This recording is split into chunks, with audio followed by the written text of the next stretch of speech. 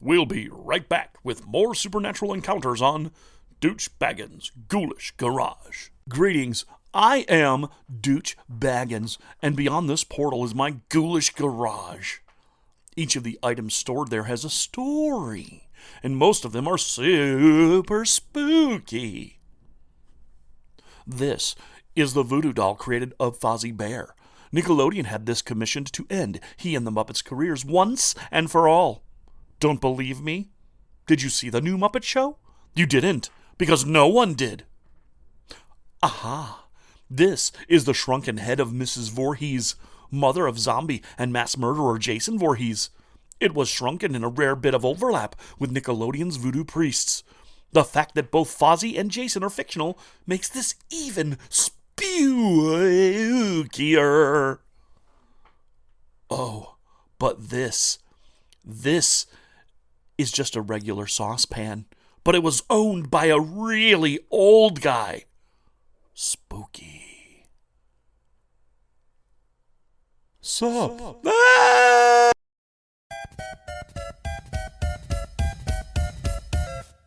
Get upset on the internet. You're assaulted. Hi everybody, welcome to Retro Station 1989. I'm Commander Dan, the lone inhabitant human aboard the Retro Station 1989.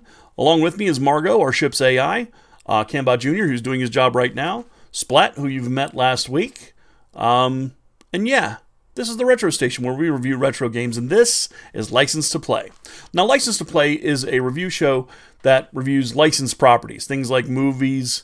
TV games had video games based on them, and we review those. Sometimes we even review games about breakfast cereal mascots, fast food mascots, anything.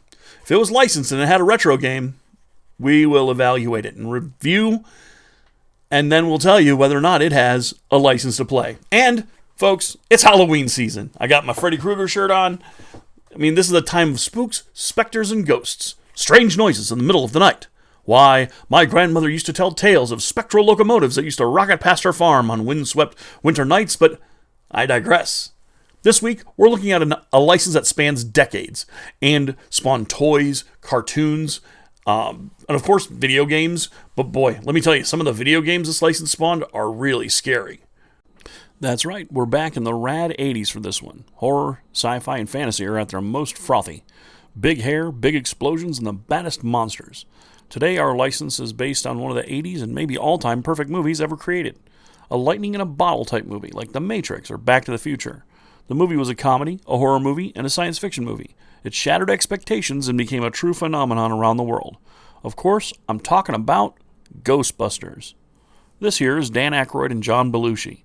They're dressed like bees because Dan is a goddamn weird-ass and hilarious. He's also super into everything that's weirder than him. Tell him, Dan. Since childhood, I have been fascinated with the invisible world. A world which can help us get through life if we know how to draw upon its power.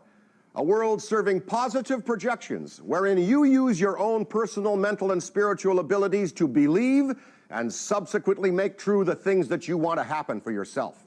Also healing, miracles, the presences of spirits and beings once living, now gone into another life, but who continue to intrude into our waking consciousness. By, for instance, haunting people or places.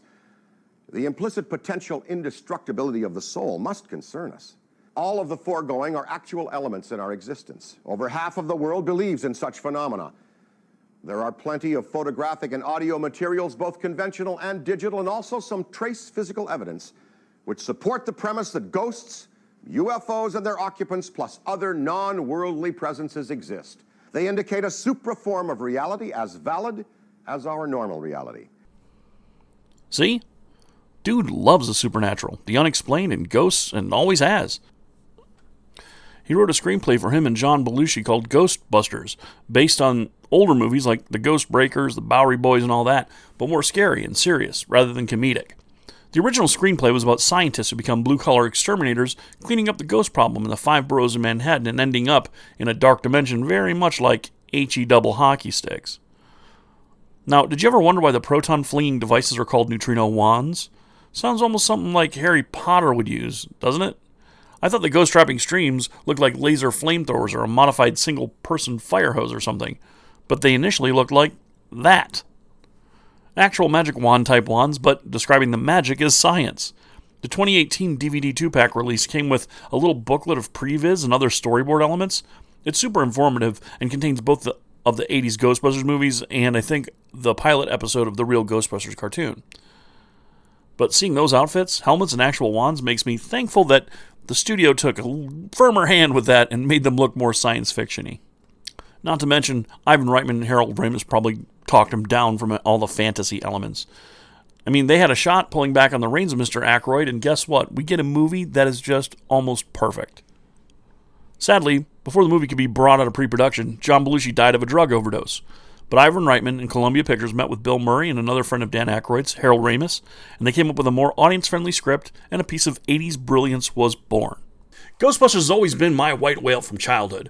Now, there weren't toys from the movie when it came out, and I didn't watch more than the first couple seasons of the animated show, so the Kenner real Ghostbusters weren't my thing back then. But when these toys came out and were up to my standards, I went all in. Check these out. This is from my collection. But my holy grail back in the day, as I was transitioning from toy lover into a video game player, was a Ghostbusters video game, which we eventually got. So let's talk about that. In the 80s, video games were on a meteoric rise in popularity and ubiquity, meaning they were everywhere. You couldn't toss a dirty diaper in any direction without hitting a place that had at least one quarter-gobbling electric bandit waiting to nab some cash from some kid or their parents. Arcades were hot, and home gaming was split between the early home computers, referred to as microcomputers, which, by the way, in the case of the Commodore 64, was hilarious, as you could survive a zombie apocalypse attack swinging this hefty brute around, smashing skulls like pumpkins in a patch. Anyway, the microcomputers of the day had one leader in the US for gaming. Because of its graphics and sound, that'd be the Commodore 64. The Atari ST was bringing up the rear on that one. The other options were the three big consoles, Atari, Intellivision, and ColecoVision, and much, much later, the NES would blow them all out of the water, of course. Among all the options available, only two came out around the time of the first flick's release. The first was for the Commodore 64, Atari 8-bit systems, PC Junior and Tandy, ZX Spectrum, and the whole bit, and later to the Master System and NES and Atari 2600. The game? Ghostbusters, the computer game. Now, the angry video game nerd roasted the bollocks off this game in his Ghostbusters epic game review, the two-parter. The one for the NES, oh man, he destroyed it. And it's like game over screen. But, you know, he also mentioned that it came out at one point for the Atari 2600. But what he did was he glossed over the Commodore 64 version, which kind of bugged me. I'm not going to go into a deep dive on this particular game, but it's going to be enough, I think, to give you a better picture of why it was such a popular title in the 80s for the microcomputers and why it literally was tied with Print Shop Pro for the most pirated software of the 80s. They didn't do that because it was a bad game. I mean, it sold 500,000 copies. A certified hit for that time on the micros, and it wasn't because it was a piece of buffalo ball crap or whatever the ranting nerd claimed it to be. It was actually a great business sim with some basic action sequences designed by the king of 80s home gaming, David Crane. Let me ask you a question there, kid. Who, me? Yeah, you dope. You jerk. You little louse. Do you like Mario? Yeah. Well, Pitfall by David Crane would be my vote for the first successful and dynamic platformer, followed by Pitfall 2, the precursor for all action-adventure titles to follow, and set it up for Mario, Samus, and everything else that you like. David Crane's bio contains such classics from that era of the 80s, such as Pitfall, Pitfall 2, Dragster, Freeway, Kaboom, Transformers Battle to Save Earth, Boy and His Blob, and so many more. Dude was a pioneer. For the Ghostbusters game, you don't play as the movie Ghostbusters. You play as a franchisee. You know, a guy who owns a franchise of the Ghostbusters, running your own New York branch of the Ghostbusters. As Venkman and the crew are, I don't know, on vacation, retired. Like Ray Kroc, they're just soaking up the franchise benefits while you guys are actually doing all the hard work. That's why the game begins with a limited budget and you purchasing all of your equipment. Same way the Ghostbusters had to mortgage Ray's house, you have to decide what you're going to get. And that's why you don't start necessarily with the Ghostbusters Ecto-1. You might have a Volkswagen or a smaller sedan. Anyway, the gameplay is simple. Drive around, busting ghosts at each stop, getting cash because you need to improve your gear. Yeah, that's actually a part of the game. Now, the ghost pellets he was talking about, like ghost turds around the map, though that's called Ghost Bait. It makes the ghost, like the free-range ghosts that are on the map, come to where you're driving. So if you drive all over the map, don't do that. It takes longer to get to your location, and that wastes time, which is also important because as you're moving around, the psychokinetic energy of New York keeps raising because out in the streets on the Commodore 64 version, the Keymaster and the Gatekeeper are wandering the streets like lunatics. Now this is to say that it is Gozer again, but it's not Louis Tully and Dana Barrett, it's two other people. But anyway, seems like if people read the manual, they would have gotten a lot more out of this game.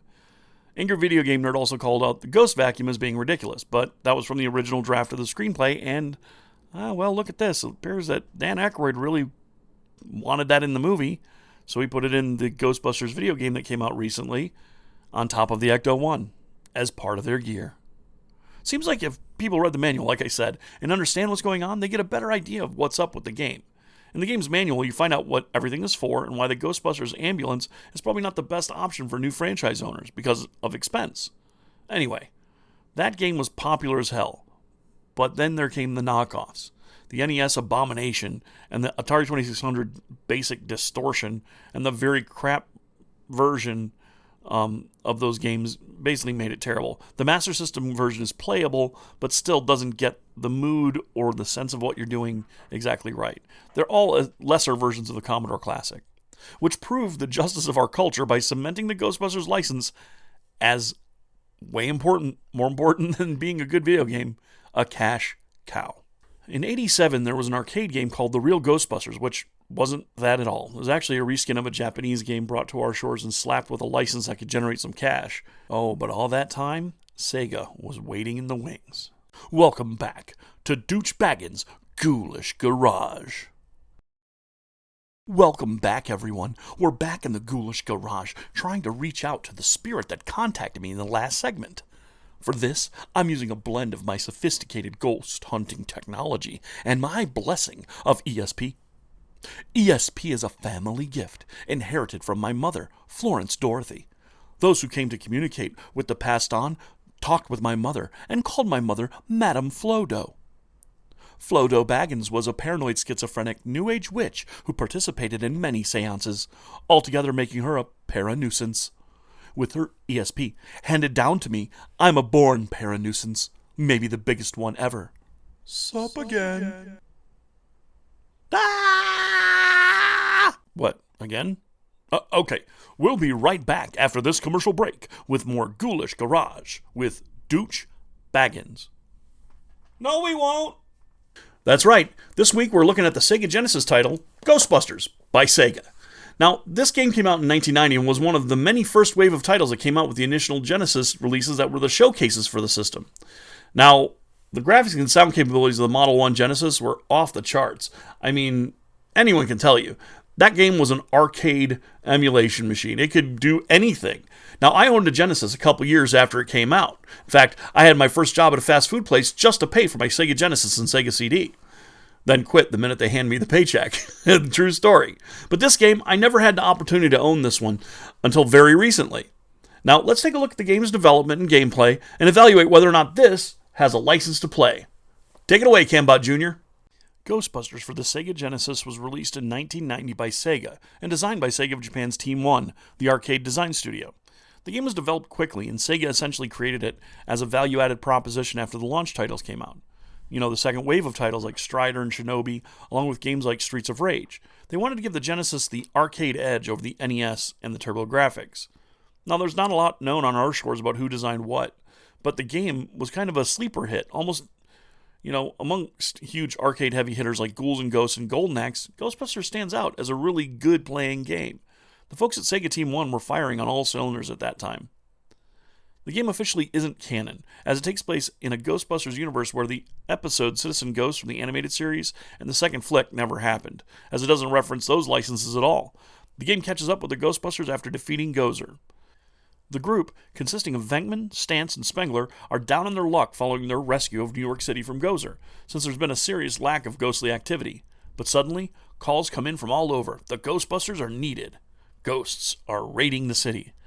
Now, this is a side and vertically scrolling platform shooter, an adventure game that has you step into the boots of the Ghostbusters across 4 initial levels of ghostbusting action in whichever order you'd like to take them, through some levels, that are dangerous, so they require equipment that you can really stock up on only if you finished a prior level and gained some money.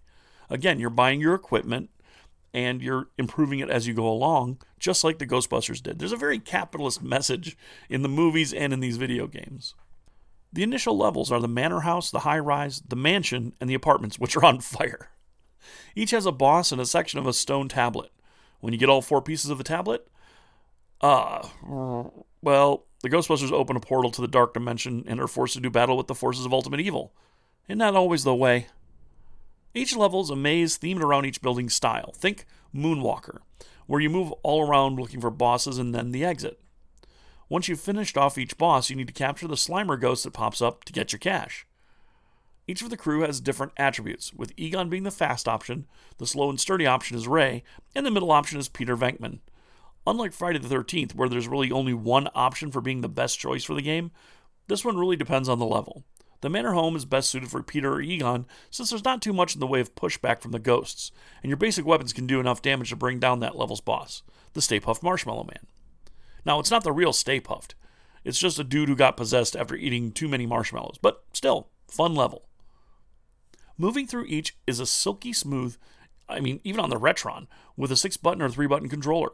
This game is one of my all-time favorites, not just because of the license, but for the fun in the game's chibi-ized versions of the Ghostbusters, for the limited but funny bits of story added for flavor, and mostly because it gets the flavor of the Ghostbusters humor rather than the technical and dry stuff from prior versions. All of this makes for a fun romp, and brings me back to the early days of the console wars, where everyone was showing off the best they could do to get people to purchase their wares. Makes me really nostalgic for the days when all these companies were actually competing against one another. And while the world has moved on since then, and many of the supernatural questions of the past have been answered, one very important question remains. So, does Ghostbusters on the Sega Genesis have a license to play? Well, heck yeah! The game has a bunch of great things going for it, including tight action, controls, and arcade graphics. Even if you're getting used to the chibi style, it's actually kind of cute when you think about it. This game, it doesn't wear out its welcome by being hours and hours long, and besides, you could probably beat this in a single sitting if you put your mind to it. So Margot, let's send off this evaluation to the guys at Planet X. And folks, this month of spooky spooks and terrorizing terrors isn't over yet. Oh no, we still got a couple weeks before the big day. And boy, let me tell you, we got a shocking title up next week. Hey, sup? Sup? You're still doomed, dude. What the fuck? Get upset on the internet. You're a salt adult. You're a salt adult. Get upset on the internet. You're a salt adult.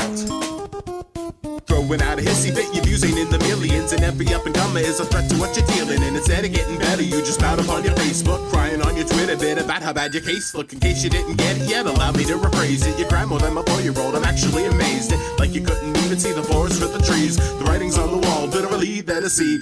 How you getting salt that a culture blowing up, man? I think there was a point where you stopped growing up, man. Instead of showing up, man, irrationally mad. Don't appropriate impression like the latest fashion fad. It isn't cool or funny to be acting like an edgelord. You alienate friends, push them closer to the edge more. I don't know how to say it anyway to make it clear. If you're the one that